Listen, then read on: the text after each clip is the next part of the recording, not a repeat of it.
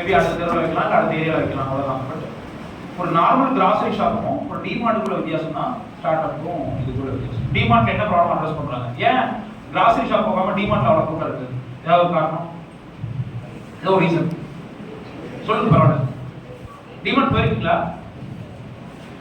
சும்மா ஜாலியாக பேசுங்க. ஏன் டிமார்ட் போனதில்லை யாருமே? நான் ஏன் போகிறோம் டிமார்ட்? இதனால ப்ரைசிங், ரைட்? ப்ரைசிங். அப்போ நம்ம ஒரு 5000 ரூபாய்க்கு பொருள் வாங்கினா ஒரு 1000 ரூபாய் சேவ் பண்ண முடியுது. அப்போ டிமார்ட்டுக்கு போகிறோம். அது ஸ்கேலபிள். இப்போ டிமார்ட் எல்லா பக்கம் வந்துருச்சு, இந்தியா ஃபுல்லாக எங்கே போனாலும் இருக்குது. அப்போ ஸ்கேலபிள் பிஸ்னஸ். டிமார்ட் என்ன பேசிக்காக என்ன பிஸ்னஸ்? கிராசரி பிஸ்னஸ் தானே. மளிகை கடைக்கும் டிமார்ட்டுக்குள்ள வித்தியாசம் தான். அதான் ஸ்டார்ட் அப்பும் இதுக்கு முன்னாடி வித்தியாசம். அதே மாதிரி இன்னொரு எக்ஸாம்பிள் சொல்லணும்னா ஸ்விக்கி ஜொமேட்டோ சொல்லலாம். ஸ்விக்கி ஜொமேட்டோ என்ன பிஸ்னஸ்? Food business.